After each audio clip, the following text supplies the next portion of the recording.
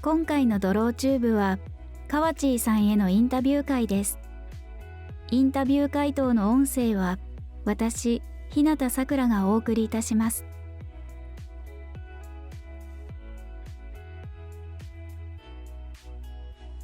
本当に幼い頃から絵を描いていました。年齢は6歳の頃ですね。初めて描いた絵は貝殻の群れです。昔よく休暇を取って家族で海に行っていたのですが、私は貝殻を集めたり、お絵描き帳に絵を描くのが好きだったんです。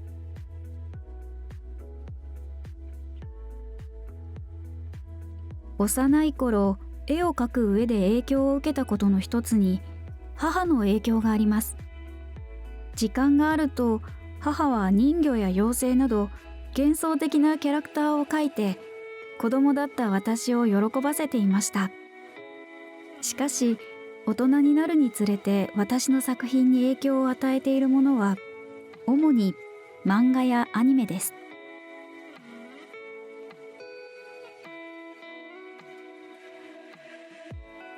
昔は馬や犬や牛など動物の絵ばかり描いていました。ですが、アラジンやリトル・マーメイドのようなディズニーのアニメを紹介されて興味が変わってきました。人体を描くようになったのはその頃からです。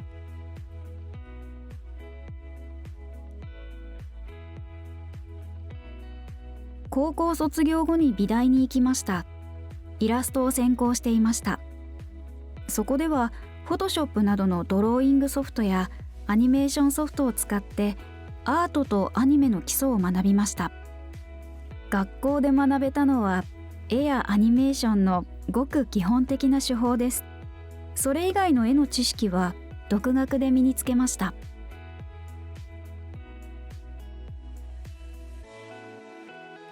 多くのアーティストのように初期の頃の私は一貫したスタイルを持っていなかったのです。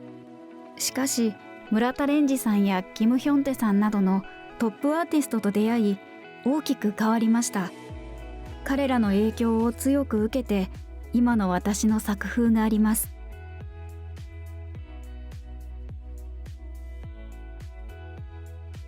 かつては鉛筆を使った昔ながらの素描ばかりしていました。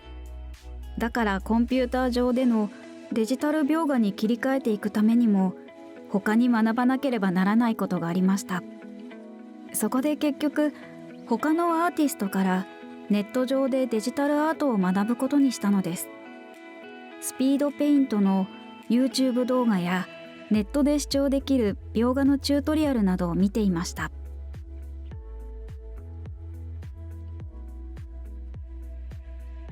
その理由の一つは絵を仕事にしようと考えていましたが、以前は父に賛成されていなかったのです。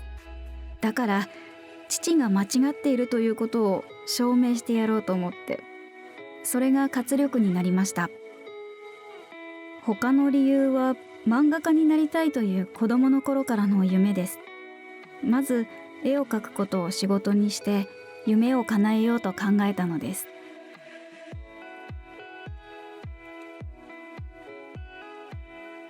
私のアーティスト人生に大きな影響を与えた作品とは、ジェフ・ザ・キラーやベン・ドラウンドといったアメリカの都市伝説的なクリーピーパスタのキャラクターを描き始めた時のことです。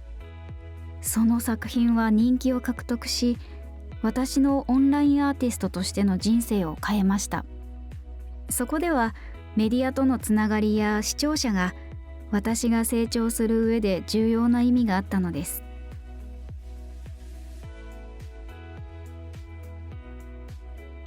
たくさんご依頼をいただいてもインスピレーションが湧かなかった時に、無理をしてでも絵を完成させなければならなかったことがあります。というよりは、仕上げなければ報酬はもらえません。すごくストレスになる作業で、全力でやっているとすごく疲れてくるんです。そのような経験からスケジュールを詰め込むのではなく、ペース配分をきちんと整えることを学びました。今はスケジュール調整の仕方をきちんと把握できています。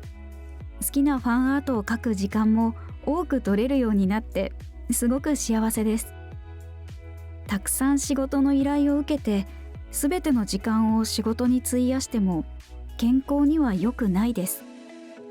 最近は外に出て運動することが多くなり、体調も良くなったと思います。心身ともに健康であることは絵に大きな影響を与えると思います。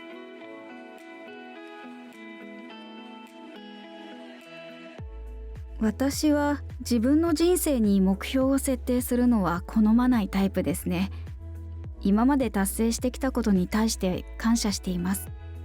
ですが、もちろんアーティストとして成長し続けていきたいと思います。私の作品は完璧ではないし、描き続けていきたいのです。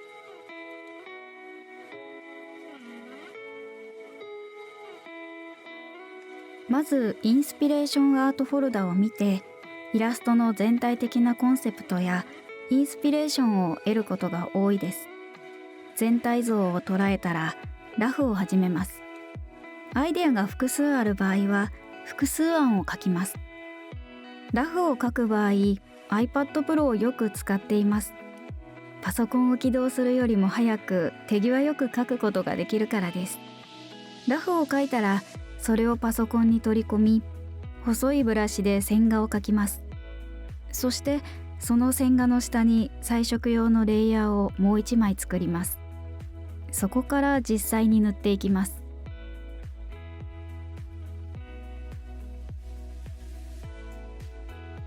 ライティングですね。イラストを描く場合に構成は最も重要な要素です。うまくライティングしていると人体の構造やアナトミー上での細かいミスをカバーできますし、ひどく不揃いなブラシのストロークもカバーできます。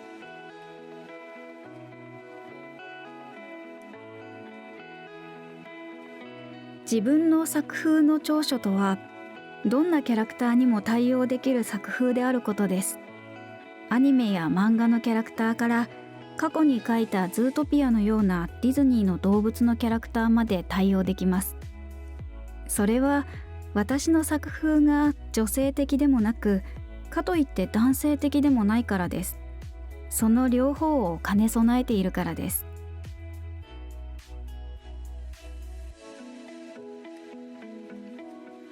私は比較的細かく背景を描いています。背景を描くのに便利なブラシがあるのは知っているのですが、使い方がよくわかりません。背景の一部をぼかすことでなるべく手間を省くようにしています。背景については全てをくまなく描く必要はないと思っています。前景にキャラクターを置くのなら、背景の役割は主にそのキャラクターを引き立たせることです。だから背景をぼかしてソフトフォーカスに見せると良いと思います。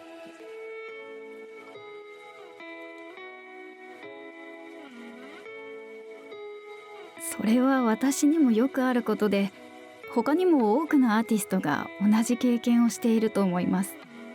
アーティストにとってこれは普通にあり得ることなのです。実際にキャンバスに描いたものより頭の中で描いたイメージの方が良いことがあります。ですが、その逆も時々あります。実際の仕上がりがイメージしていたものよりずっと良くなっていることもあります。この場合の対策としては、ただ流れに身を任せ、イメージしているものをキャンバスに注ぎ込んで楽しむしかありません。仕上がりが気に入らないからと全てをスクラッチしたり、ゼロからやり直したりするのは時間の無駄です。私はいつも次がある、次はもっとうまくいくと自分に言い聞かせています。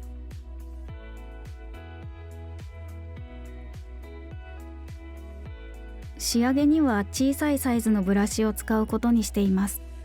そうするとネイルやまつげに光沢感を出す時のように細かいところまで処理できるようになるのです。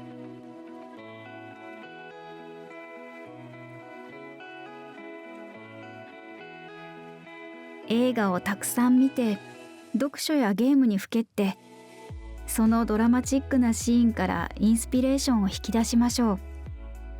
ベストなアドバイスではないですが、これは事実です。スケッチをする前にはいつもセッションを行います。描画デバイスを持たずに少しの間ただ黙って横になり、時には目を閉じて想像するだけのセッションです。イマジネーションが重要なのです。自分の描くキャラクターの立場に立って、そのキャラクターの周囲で展開されるドラマチックな出来事を想像してみてください。細かくくだらないことのように思えますが、これが効果を発揮するのです。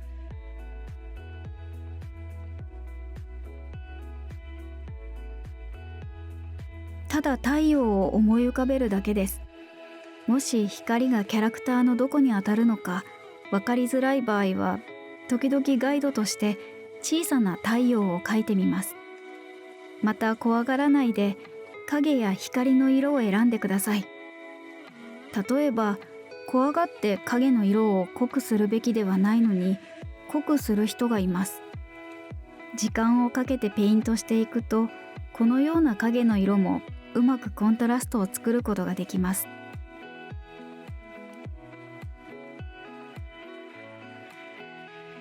ファンアートとオリジナルで制作のプロセスを変えるということはありません。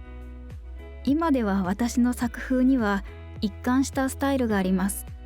スタイルを変える必要が出てくるのは、例えばハズビンホテルとパワーパフガールズのようにキャラクターがホラーすぎたりガーリーすぎたりする場合だけです。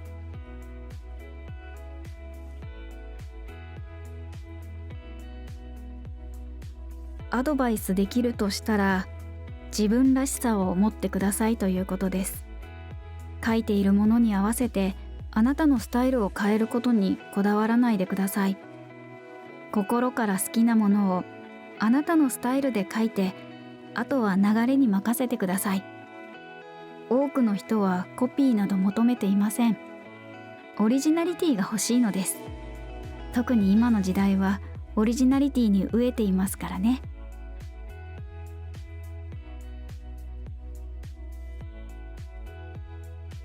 ツイッターは時間をかけてサポートしてくれる方々へ感謝の気持ちを伝える唯一の方法だからです。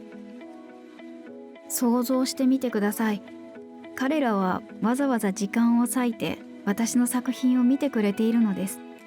さらに温かいコメントや面白くてクリエイティブなコメントも私の作品のもとへ投稿してくれています。また誹謗中傷コメントを書く方でさえ時間を使ってクリックしてコメントを書いてくれています。私にとっては彼らも応援してくれていると思うのです。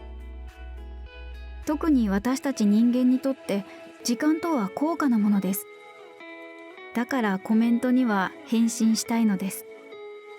一人一人にイラストで返信したいところですが、手は2つしかなく時間も限られているので、せめてお返事だけでもと思います。